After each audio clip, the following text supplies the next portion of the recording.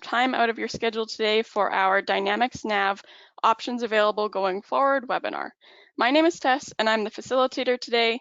Before I pass it over to our presenter, I want to remind you that if you have any questions during the webinar, please type them into the questions area in the control panel on the right-hand side of your screen. This session will be recorded and shared with you later this week. So now I'd like to pass it over or introduce our presenter today, Darren Atkins, who's an account executive on our solution sales team here at Encore. So Darren, I'll pass it over to you. Thanks, Tess, and hello, everyone. We're going to have an interesting webinar here on Dynamics NAV upgrades and various options going forward. I have this conversation a lot. I blog on it and maybe I have these calls every day. I've been working with the Dynamics NAV product, formerly Navision, even prior to Microsoft picking it up in 2000. So I've been working with it for a couple decades here and have seen the evolution and every step along the way up until its current form, which is now Microsoft Dynamics 365 Business Central, or we just call it BC. I'm going to kill my webcam here for bandwidth purposes, and we'll get right into it. And feel free, this is conversational. This is for you, so if you have questions, certainly let me know, and we can pause and answer them as we go along, or if you feel more comfortable, you can wait till the end, but I like it if you ask your questions when you have them. So let's get on here. Oops. So we have a brief agenda here. We're going to just talk a little bit about the background of the products. We're going to go into some of the benefits of the new version, which is, again, Business Central. We're going to talk about the various options you have and the path forward, and what are the various reasons why you may choose one over the other. What are some of the decision-making criteria? What makes sense? So let's go on.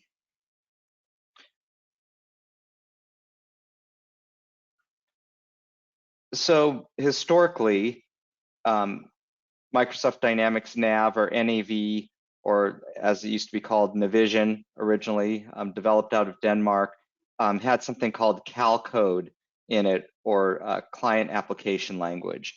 And that was simply the code it was developed in. And I won't go into too much detail there, but what was cool about that code is, and the selling point is that we could make mods to your system faster than anyone else and implement them. It was known in the market for being extremely flexible, easy to modify, and tailor to your exact business needs. So what happens in any ERP software or enterprise resource planning software, this is considered a general purpose ERP software. It does 80% of what any business does. General ledger, all your accounting needs, AR, AP, fixed assets. It gets into inventory, and then distribution, manufacturing, etc. And then you always have that little 20% of business-specific needs that it may not perform out of the box, and you fill those needs with either modifying your business process, modifying the software, or utilizing add-ons or bolt-ons.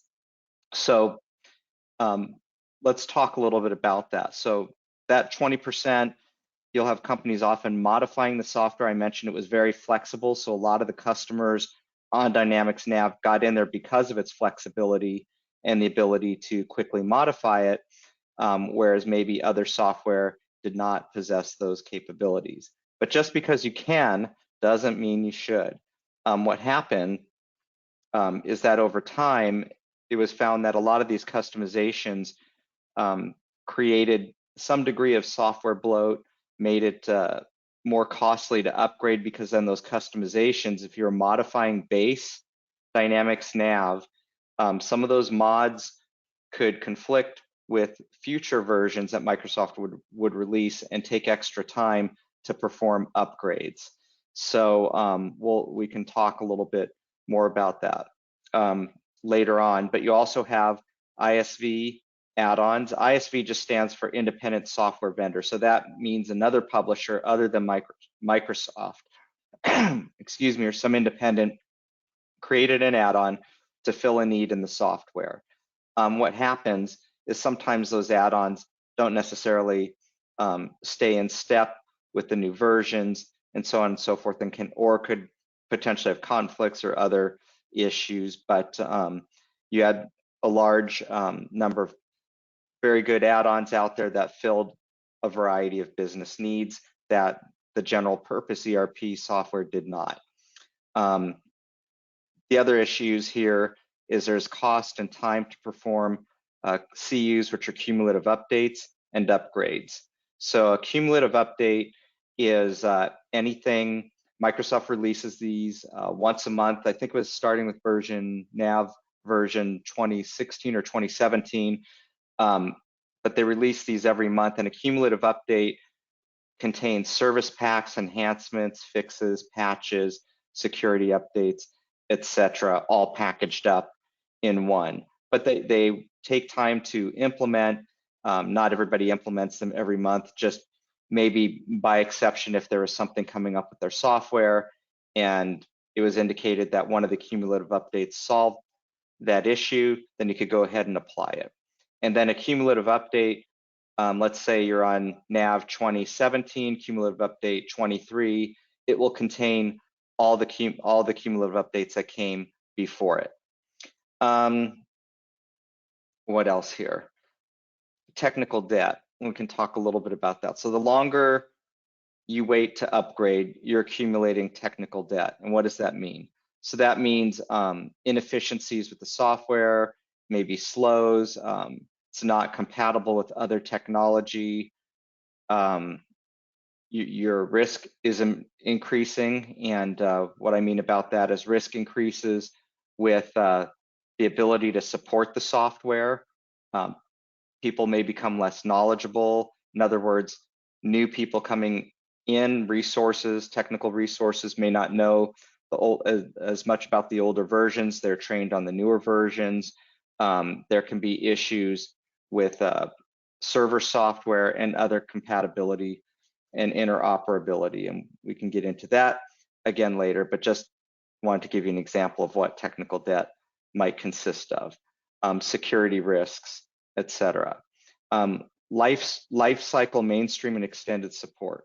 So what life cycle is any time a publisher, not just Microsoft, releases software, they'll say, we're going to support this software for X number of years. So up until, so NAV 2018 was the last official version of Dynamics NAV before it became and migrated the code to become D365 Business Central. So the life cycle was 10 years that Microsoft publishes these. You can search it and just search, your version of NAV.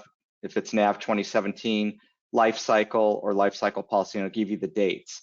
So you have mainstream support is Microsoft actively creating cumulative updates, which I said are service packs, patches, enhancements. Maybe it's updating some accounting regulation, etc., or even new functionality. So 5 years of mainstream support. So if you're on NAV 2017, it's going to be at end of that life cycle in January of 2022, for example. But extended support goes on for another 5 years. But really, Microsoft's not going to be releasing any new cumulative updates or anything like that. It just means maybe they'll apply some security patches, etc. But if you come up with an error or a bug in unmodified vanilla NAV, Microsoft would say your only remedy is to upgrade or get onto a later version that resolves that issue, but we're not going to try to debug it or fix it or do anything else with it. That life cycle has changed in Business Central. It now has a much shorter life cycle and support policy. I think now it's for the on-prem version, it's 1.5 years instead of 10 years. So what was happening is people were waiting to perform upgrades, sometimes 3, 4, 5, even 7 or 10 years. And because of these other issues we're talking about, add-ons, incompatibility, cost because of their customizations. So what's happened though is Dynamics 365 Business Central represents a paradigm shift. As you all know, the cloud has become, and software as a service has become the predominant model and most useful model for a number of reasons. With this, Cal code became Al code, so there's a new code base. So Dynamics 365 Business Central is essentially the next version of Dynamics NAV. It's the same functionality and base they use. They just retranslate it into a new code. Instead of add-ons, and mods, you now have events. An event you could think of as maybe, well, if you've been around a long time, like I have, you may think of that as triggers or trigger code, but an event is a published event that Microsoft publishes, and then you subscribe to say, okay, on this field, let's say it's a customer card, I want to make this change, and you have to subscribe to that event. What in effect is happening here with this code shift in events is they're no longer allowing you to modify base code. So in the past, you could modify base nav and you could also add customizations. By not allowing you to modify the base code, but subscribing to events or packets of events, which are called extensions to the software, because it extends the functionality of the software, just think of it that way. You keep the base database pristine, which means that upgrades are a snap in the future because there's no code conflicts from modified base code, if that makes sense. And if I'm going too fast, just pause and raise your hand or let Tess know here and I can answer questions. But otherwise, I'll just assume that this is making sense to everyone and I'll roll forward here. So ISV extensions and the MS App Store. So the way we're now, instead of add-ons, we're calling them extensions. A lot of these ISVs or independent software vendors had to rewrite their add-ons or as extensions to fit the Business Central paradigm and work with Microsoft's App Store. And to get in there, it's called App Source, and we'll get into that in a bit. But to qualify for that, there's a really strong certification process that did not exist in the past. So that ensures that these extensions will self-install and that they follow in lockstep with Microsoft's release schedule. I already mentioned the lifecycle policy, you can't modify base code. So now that you're in the cloud, part of that paradigm shift is you never have to perform another upgrade. You're going to have continuous enhancements. So every month, Microsoft is automatically applying those cumulative updates or CUs. And every 6 months, you're getting a whole new version of the software in 2 releases, release wave 1 in April and release wave 2 in October. And those enhancements, fixes, whatever gets done in those releases is published, and you can search them and see all the new features to the application and the platform and any other areas that may be touched by that release. So it's very interesting to see what's happening with that, but you don't have to actually perform an upgrade. You just update the software, you can schedule it out. And now I'm talking about if you're in the cloud. There is another version on-prem, not really the purpose of this call, but we can certainly discuss that, as some customers for various reasons may opt to go to the on-prem version. But generally, I like to recommend going to the cloud for the best results and to take advantage of all these factors. So let's just move on. Any questions with what I've mentioned so far? And we will go into some details here. So Microsoft Dynamics 365 Business Central contains these elements inside, but what's more important here is when you're talking about modern You're talking about transformed experiences, mixed reality, it's mobile, modular unified, it's flexible, it's scalable. Real important here, trusted Microsoft Cloud and security. Has all the same features and functionality, but then that extends into the whole Microsoft Dynamics 365 family, which could get into many other areas, not the purpose of this, but just within the ERP software, you have, as I mentioned, financial management, projects, operations, reporting, supply chain, and that can include distribution and manufacturing, sales and service, and so forth. All this sits on the Power Platform. It's intelligent. You can get into all your business reporting, and it's very adaptable and will stay in step with your business. Again, let's go on to the next slide here. We'll get into this. So just to reiterate, it's a continuous update cycle. You'll never fall behind in version again, so that eliminates some risk. You'll never have to purchase another server or server software again, as long as you're in the cloud version, which is really huge. That eliminates another major risk. Today, if you're on older server software and you see this, not only is it open to, those are the most vulnerable to hackers and ransomware, that sort of thing. They don't usually attack the cloud version that's protected with Microsoft's up-to-date securities. The other thing is your servers can crash. If you're on older versions, you can't even sometimes purchase the version of server software you're on. Restoring them can be painful. Or if you forgot to take backups, et cetera. So this eliminates a ton of risk right here.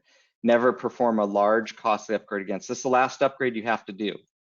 Once you get into Business Central, in the cloud, you've reached Mecca. That's it. Now it's just on a continuous update, just like your cell phone. Never pay annual enhancement plan maintenance fees. I used to have these conversations a lot. Customers say, well, why do I pay that 16% annual maintenance fee or enhancement plan? Well, there's a whole list of reasons and benefits, but if you're not applying the cumulative updates or applying those new versions every year, is sort of maybe a little bit painful for a lot of customers, but those go away because now you're just subscribing to the software and you have exactly what you need, and it's continuously being updated, which is beautiful. ISV extensions, as I mentioned, stay in lockstep with Microsoft. So what could happen is you might be ready for an upgrade, but your add-on that was critical to your business, the ISV partner is not. And that would happen in the past where they would get out of sync. And Microsoft's making release and they're not ready with the new version. Well, and that could hold up your upgrade and getting to the next version. But what happens with the extensions, they always have to stay up with the new release of Microsoft Dynamics 365 Business Central. And then, again, just like your cell phone, you have Microsoft App Source, which I think it's on the next slide here, which is basically a store where you can do free trial. You can search these extensions, or in the past we called them add-ons, by the various ISVs.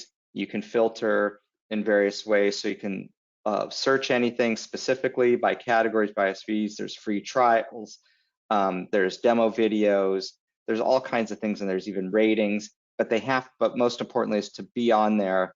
They have to be certified, and it's a rigorous certification process that Microsoft puts them through. But this is a great resource. Some of them are no charge apps even, and some have charge, but they usually are a good fit for mid-market software, whatever it is you're looking at here. And this App Store relates to more than just Business Central. It'll relate to a lot of other products in the Microsoft cloud stack.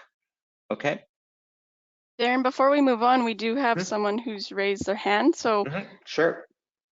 Justin, I can take you off mute, or if you want to unmute yourself, or if you're not comfortable with that, then feel free to add your question into the chat.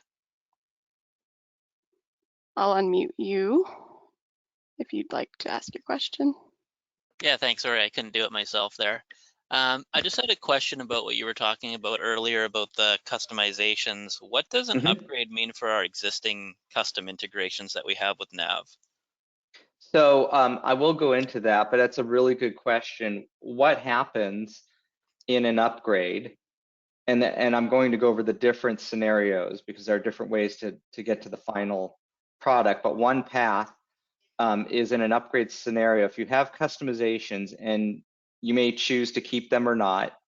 If you choose to keep them, there's a development toolkit, and usually partners develop their own toolkits, or they may take a base toolkit from Microsoft and develop their own. But basically, they'll try to compile that in the new version. And if it won't compile automatically, then they may have to refactor that custom code to work. If it won't refactor, then they may need to rewrite it in the new AL language. So I don't know if that answers your question, but that's technically what's happening with the code.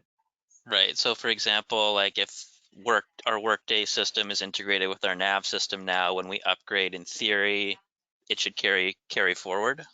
Yeah. So if that integration was built with custom dev, then they'll just bring those mods forward and refactor them or do whatever needs to be done. If it was a connector product, and that they have to see if there's a path forward for that connector that was used to connect the two, because maybe Workday published their own connector for Dynamics NAV, and maybe now they have one for Business Central, or we were using web services, or using, they had some kind of REST API, and we subscribe to that, and we can make it work again in the new version. So there's a number of ways to get there if it's an integration versus just say a customization for something like, oh, we modified our customer card, or we needed to create a new business process.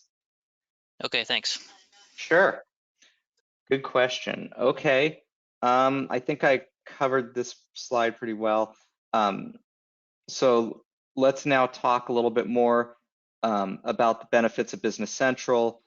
So as I mentioned, when you're on older versions of software, legacy versions of software, now I consider, since NAV, the last version of NAV was 2018, so it's pretty much going out of its life cycle support. You might have another year of mainstream support, but it's going to be, those resources who know it and remember it are going to become more and more scarce. Or just some of the older versions, get more difficult to support just because people don't remember. There's less knowledge base and things you can do with it, so you're very limited. Really, I think everybody should just upgrade. Is the real solution to it. Yeah, support it if you have to, and we can support anything in any version, but really the right way is the path forward. The new version, again, Business Central, anytime, anywhere. So it's platform and browser agnostic. It's really important. It will work on your cell phone, your mobile phone. It'll work on a tablet. Any platform, it'll work on anything that has a browser. If you use Firefox, Edge, Chrome, this will be supported as long as you have a good internet connection. The other thing that's important to know is that Microsoft has this unparalleled gargantuan IT R&D spend. I wrote a blog on this because it's so amazing that just over many, many years, Microsoft has continued to reinvest 15% of their revenues into R&D. Now, that doesn't mean that's all going into this product, but amongst all their products, which could include Xbox and platform such as SQL or the cloud, etc.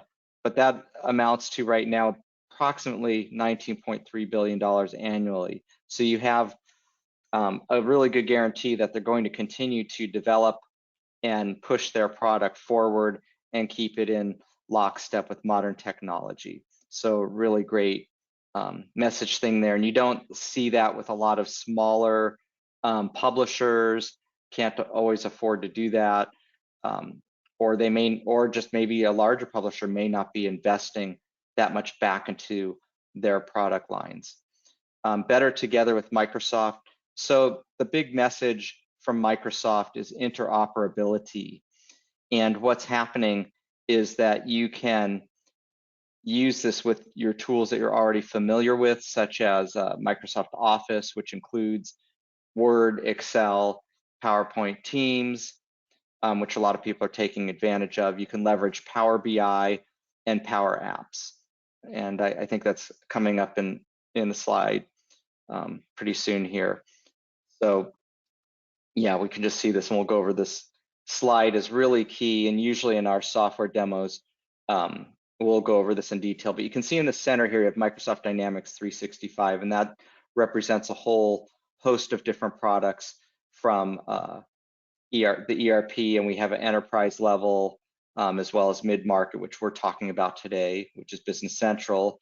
You have an enterprise level product, finance and supply chain management, and you also have CRM, which is called sales, and there are also marketing, project operations, field services, customer services, and a whole host of other things. Now these sit in the middle here, and you have the platform, you have the Azure platform, which is the cloud. It's got some business intelligence, you have Power Apps, Flow, which is now called Power Automate, Power BI is a way to surface and view data. We already talked about the multiple or different devices you could use this on, so it's device agnostic and browser agnostic, which is a beautiful thing. Also works with your SQL Server, and then even artificial intelligence, and you've got Azure Machine Learning, which is woven through the product. So this touches all these different areas and will allow you to leverage those various apps as you need them to empower you. And that, I think, is the primary unique selling proposition for Microsoft Dynamics, and especially in this case, Business Central, and a reason to stay on the product and continue forward with it is just that it's just going to get better and better, and as all these other various apps continue to grow and become useful. So you can for example, on your smartphone, you could download an app for free from either Android or Apple iStore or the Google Play Store. You could download the Microsoft Dynamics Business Central app, log in with your security credentials, just basically your email and login, and you're in your system. And then it's also automatically made to work and sized for those screens that you're working with, and for attaching it with your thumbs versus, say, a mouse on your computer. So it's really cool. All right. And this is just another breakout, but it's a little easier to see it this way. If you start at the bottom, actually slide kind of backwards, but if you start at the bottom, you have all your Azure Cloud Platform. I think the biggest key thing here is the security.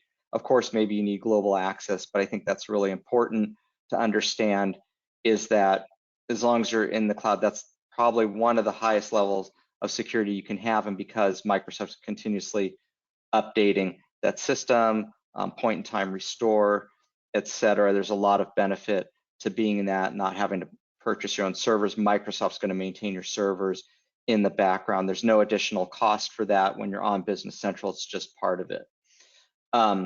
Data intelligence, so common data services, now called the Dataverse, is where all your data is going to be from all your various different tools, and you can query those together and get artificial intelligence and get some synergy and leverage between the various apps and connectors, gateways.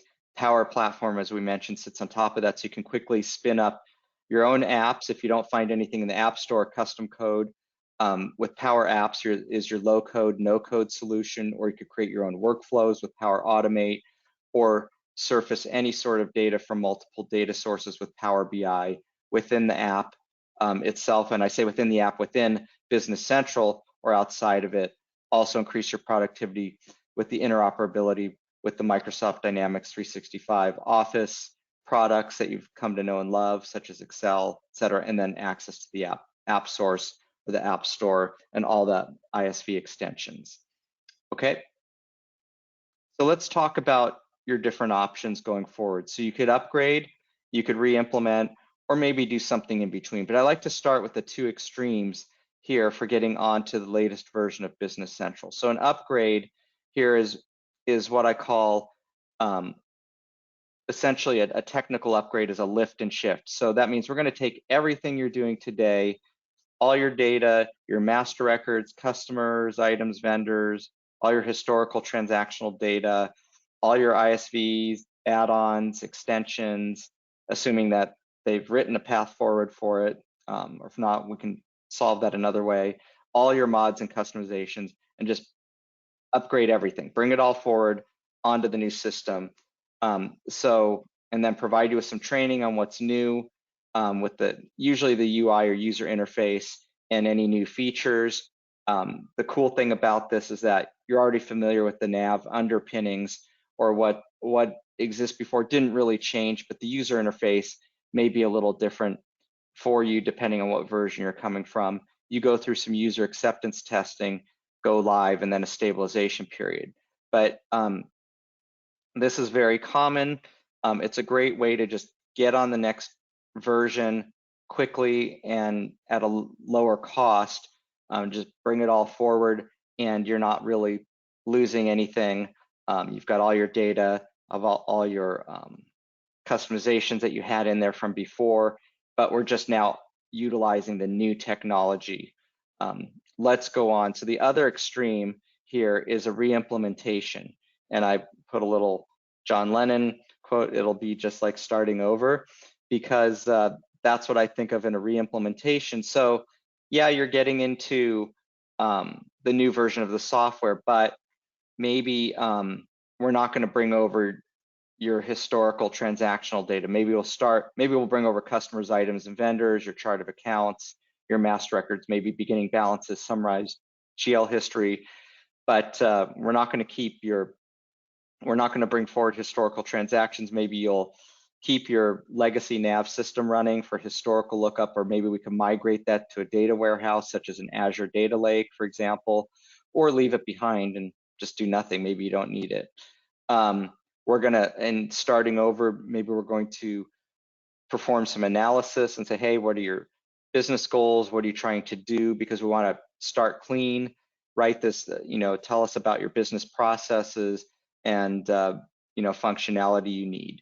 And then we would, of course, after the analysis, deploy those things you've told us you need based on your business goals and process functionality, provide training, full training. You test the system, which is user acceptance testing, go live, and stabilize out on. So in a re-implementation, we're basically almost like a new implementation. Maybe you'll keep some elements from before, or maybe not, but it'll be just like starting over. So hope you remember that.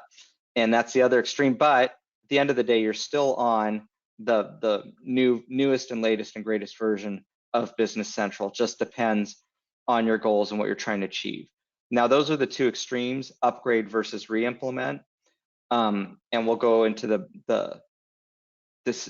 benefits and pros and cons and decision-making criteria for that. Now, of course, there are hybrid approaches or ways in between. Like maybe you want to only bring forward 2 years of data and not 7 years, or just certain data and not all of your data. Or maybe you want to bring forward some of your customizations, but not all of them. Or, because maybe you've decided we no longer need some of them, or maybe the new version of the software can now do those things that we performed customizations for in the past. Maybe some of our add-ons we no longer need, or we want to replace them or upgrade them or not. So there's some decisions about that. And then of course you would go through the usual steps of training, user acceptance, testing, go live, and stabilization. But with that hybrid approach, you can get to that in-between stage, okay? So now we'll talk about the key differences and reasons why you may go with one approach over another. And it's not to say that any one way is better than the other, it just depends on what's the right fit for your business scenario, okay? So the key differences here, so in an upgrade, we're retaining everything just as before, but in the new paradigm, meaning we're taking everything you're able to do today in your Dynamics NAV and shifting it to the new cloud software as a service version. And that gets you all up there. It's usually faster and less expensive, usually, not always, but 9 times out of 10. And if that's what you want to do, if you're kind of happy, NAV is a workhorse, you're just happy with everything, but you want to be able to take advantage of what's new and wonderful, great, just upgrade it and get it done and get on the new version as quickly as possible, and then maybe consider some of those other things you want to do. And I have a lot of good arguments for that approach, which we'll get into, and why that might be a good strategy for most people. Reimplementation, it's a fresh start, especially in the case where maybe your business has changed. You no longer do it the way the ancients did it. So sometimes I run into these scenarios a lot where, hey, we have NAV, it's great, we use it, but we're not the original people who implemented it. We don't know why the ancients did it this way, or all those people are no longer here.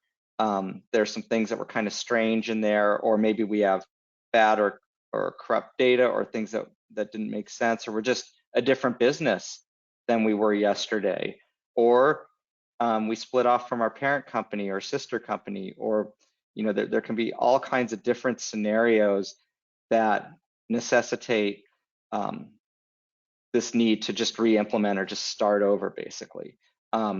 However, doing that, as you can see with that big analysis step, and then what I'm calling solutioning, I'm not sure if that's even a word, but in solutioning, you take your requirements that you've elicited from analysis and connect the dots back to a solution, which is the software, but that may also include that 20% I talked about. Do we need an extension, an add-on?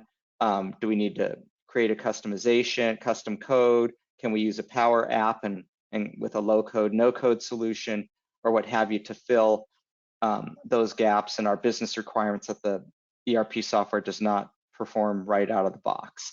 And then we have to deploy all those newly elicited requirements. So that can be a little more work when you get into a re-implementation scenario.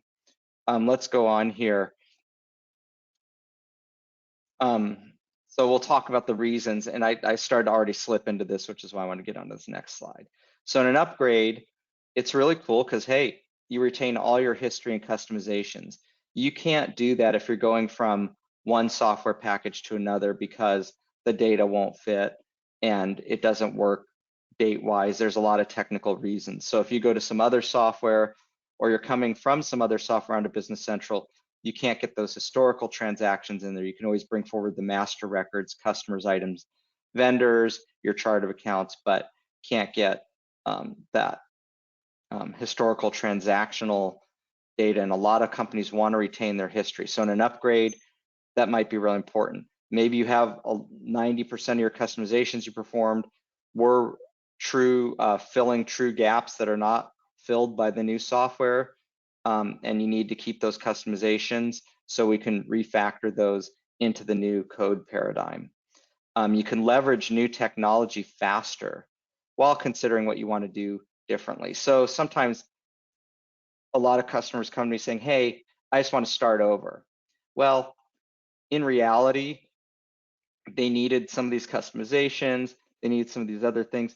You can always make those decisions after you get upgraded, and upgrading's faster than starting over and saying, hey, tell me about your business, and performing a whole requirements elicitation. Maybe not that much has changed, and you still need most of the customizations, you still need all your history. Just get upgraded, get on the new version, and now look at what's new, and you can still comment out or get rid of old code if you're no longer needing that customization, or you want to take advantage of a new ISV extension, etc. You can always do that, but I always think it's much better to start taking advantage of the new technology as fast as possible while determining what you want to do with all the old stuff. You don't always have to clear out all the old stuff if you don't want to.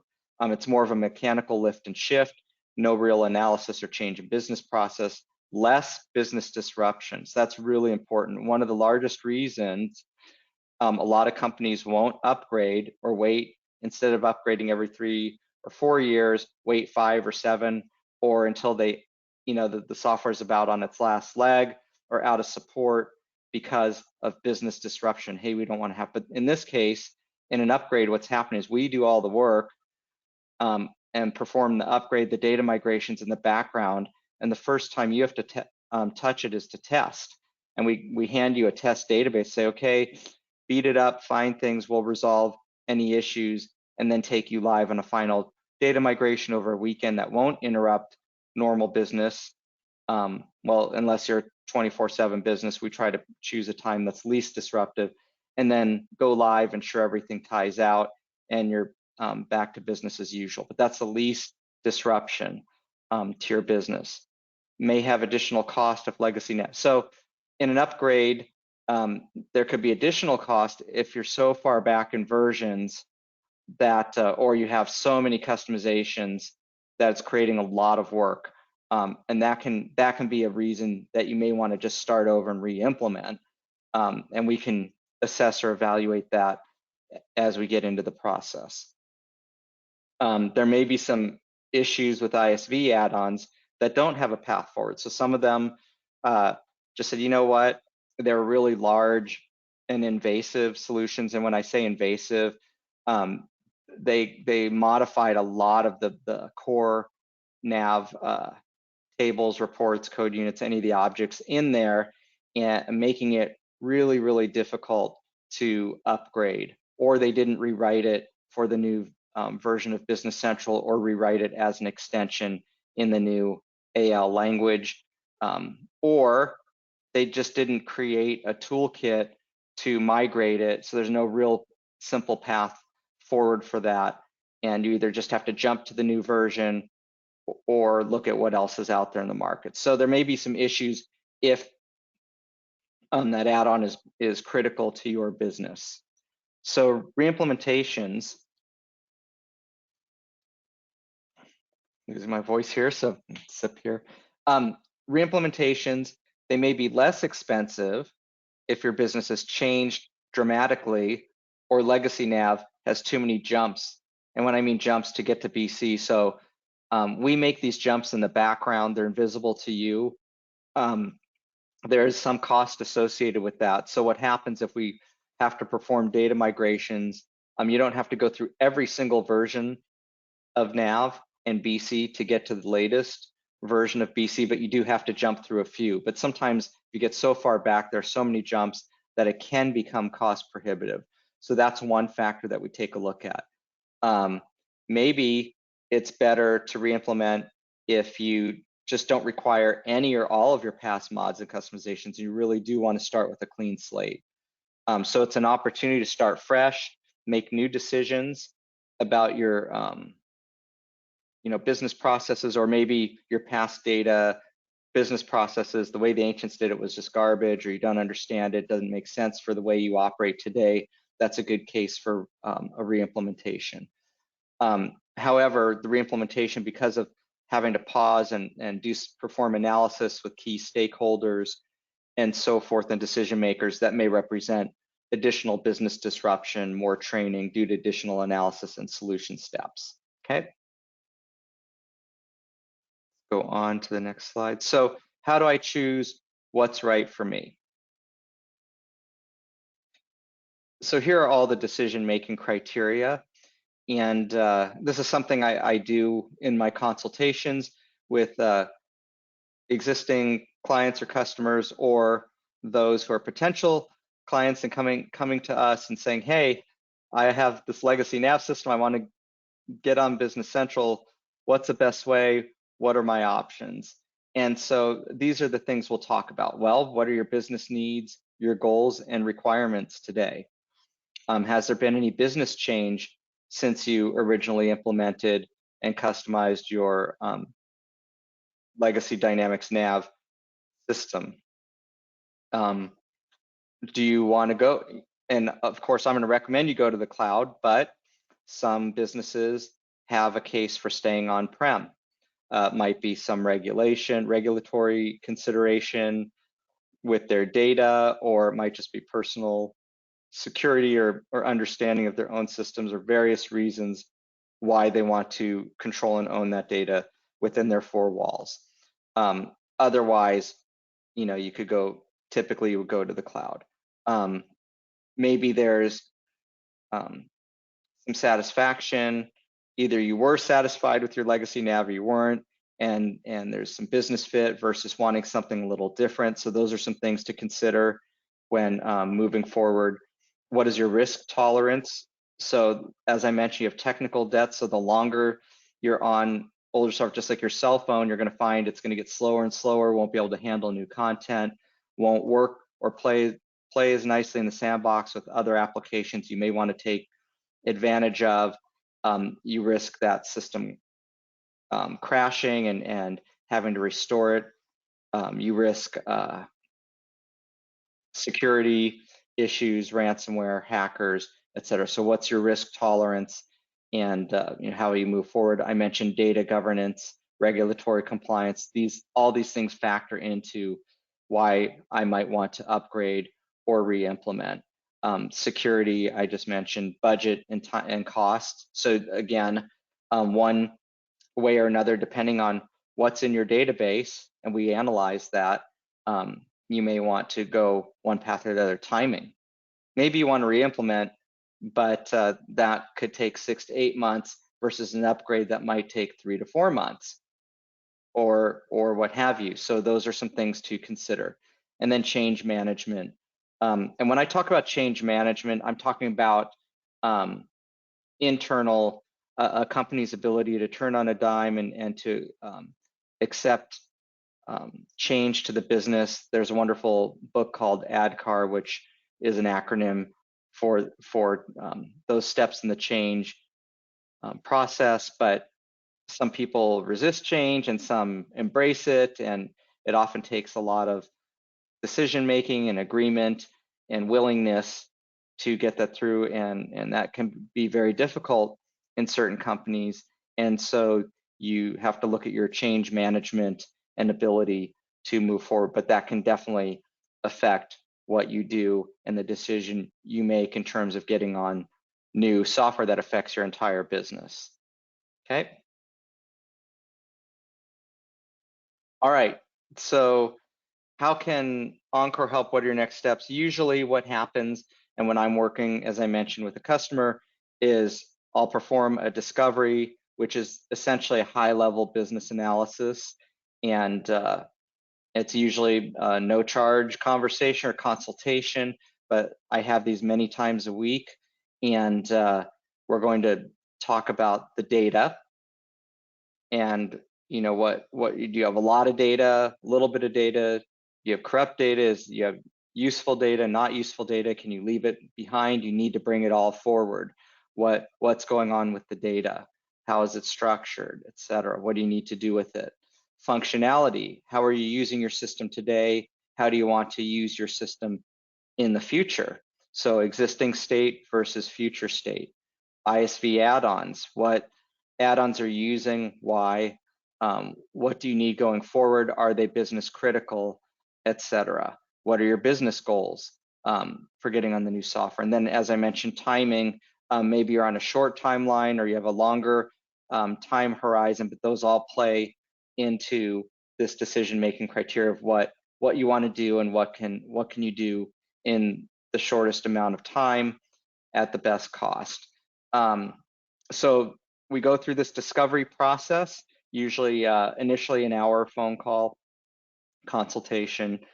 And from that, after that, we may ask for additional information, but then we can provide budgetary estimates for either an upgrade or re-implementation, or in some cases, both. Maybe you're right in the middle there and you're right on the fence and you need to decide which one is best for me. So you can definitely look at the budget and get a good idea of what this will cost you if you were to do either. And again, I try as much as possible to provide those at no additional charge as part of the consultation, but it just depends what you got going on in your database and how granular we need to get. In a hybrid approach, if you're a customer who says, hey, I want to pick and choose what customizations I want to bring forward and what I want to leave behind, that could necessitate having to spend some analysis time and sit down with a developer and a senior consultant and go through your mods and customizations one by one. Always say, okay, what does this do?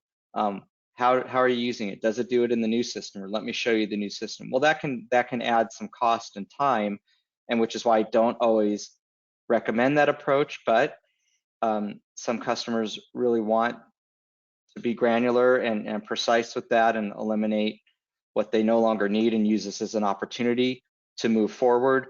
You can certainly do that, but it does take time and is billable analysis.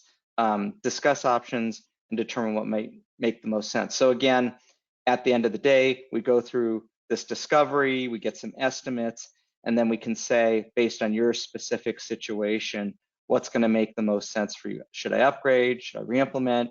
Should I do something in between? And there are a lot of other options, as I mentioned, in these hybrid approaches where you might do that. For example, maybe what's driving the cost of your upgrade really high is you have 200 custom reports. Well, who uses 200 custom reports? No one. But we can put in a report logging tool and let that run for 6 to 8 weeks or a couple months and see who uses them, for example, and date timestamp it and how frequently they're being used, and go question those resources using them. And then at the end of the day, you can get a report and see, okay, well, what reports am I actually using? What am I not using? What can we do away with? Or, for example, and I'm just throwing out some examples, you could bring forward none of the customizations and just you get into the test and then see who screams for, oh, I'm missing this special report that I needed, or that had these mods in it, or whatever, and see, you could manage by exception. So there's some different ways to approach these different problems or scenarios that could come up in an upgrade. But we try to identify all the risks and sand traps and known areas. There's a lot more detail that we perform when we get into the analysis of the database and looking at the data, the functionality, any mods, customizations, and add-ons. Those are all areas and opportunities for improvement in an upgrade or re-implementation. Okay. I think that, I don't know if there's another slide. Oh, yeah, as I mentioned, I have this conversations quite a bit. I talk about this a lot with customers and prospective customers, and so much so that I even wrote a few blogs on the subject because I felt I was just sort of saying the same things over and over and over again. So I have one of my favorites, Dynamics NAV Upgrade Part 1, what if I do nothing? So if you do nothing, you're going to, at the very least, be accumulating technical debt and opening yourself up to all kinds of risks. So it's not a matter of if, but when you need to upgrade or get on new ERP software. And then I have my part 2, which is upgrade versus re-implementation, which covers some of these key differences and why you may want to choose one path over the other. And then I also was talking about ERP software research and development spend.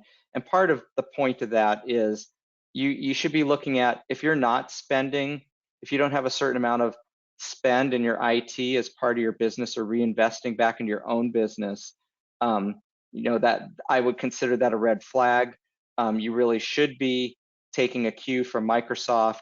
I'm not saying you have to spend 15% of your revenues back into IT, but there should be some degree of maintaining your most business critical systems and ensuring you're on software that will help you become the most optimized and efficient as possible. If you collect that, you know, people are going to start working around the software, ERP by email and Excel. You're going to get shadow IT, people using other software and devices to perform their work instead of getting your ERP system to do it. and that opens up to all other kinds of inefficiencies and risks, and can interrupt your income streams. Okay, I think that about wraps up what I had to say. I'm going to open up the floor to any questions and do my best to answer them. And if there are no questions, I hope this has been very productive and informative for you, and you can always ask me later, and I'd be happy to answer those questions on a one-on-one basis. Awesome, thanks, Darren. So yes, if anyone has any questions, you can either raise your hand and I can take you off mute, or you can type them into the questions area in the control panel. I will put Darren's contact information up while we wait for those questions to come in, if you'd like to take it down. And the session has been recorded and will be sent to you later this week. Yeah, there's a lot of information. I appreciate that, Tess. So, if I talk to you quickly and you want to review this, certainly review the recorded webinar, or take a look at a couple of those blogs, or send me an email, and I'd be happy to help. Absolutely. So there is one question. I'm just asking about what the licensing differences are for Business Central compared to NAV. Yeah, that's a really good question. So there are several paths for the licensing, and the licensing, Microsoft, if you're already on NAV and you've been staying current with that annual maintenance fee, they provide roughly a 40% discount on the SaaS license. SaaS stands for Software as a Service, so it's a subscription. NAV did have a form of subscription licenses, but most customers, I'd say 99.9%, were not on the NAV subscription, but just on a regular on-prem where you purchased it and then you pay the 16% annual maintenance fee. So now you're getting off of that, that goes away, and you're now getting onto a subscription, a per user per month cost. So that's how you do it. But then you can add or subtract those users depending on how your business fluctuates on a monthly basis. So I don't know if that answers the question completely, and then we can get into the costs on that. But in US, that's, say for example, typically maybe Business Central Essentials might be $70 per user per month, and there's a team member, which is a light user, which might be $8 per user per month. Or in Canada, those numbers are $89.60 Canadian and $10.20 Canadian per user per month, respectively, for example.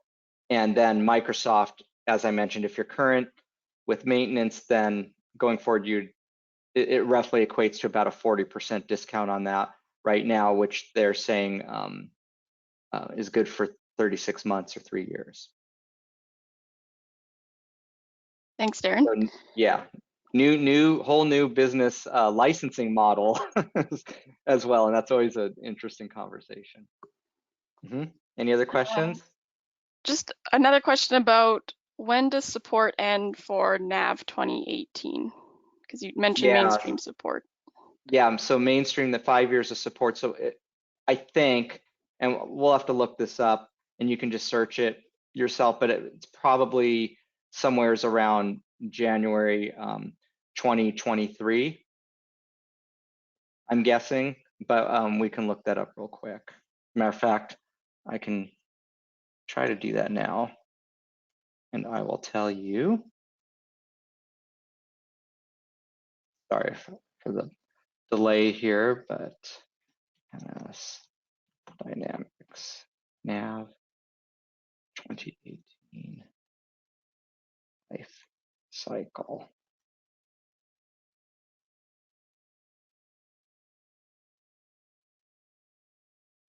And so Microsoft says that actually started in December 2017, end of mainstream support January 10, 2023. There you go. And then that extended date is till January 11th, 2028. So yeah, if you're on 2018, now that's a good question, because the world isn't going to end just because your support ends, but there's just a degree of risk, and it depends on your tolerance for that bit risk to your business. So again, a good idea if you're on NAV 2018 to start looking at getting your upgrade done next year at some point or some point soon. Okay. Awesome. Thanks, Darren. There Sure. aren't any other questions that have come in or raised hands, and I think we're at the end of the time. So Yep. that worked out great. So thank you, Darren, for the information, and thank Thanks. you, everyone, for joining us today. Appreciate it. Thank you. Bye-bye. Bye-bye.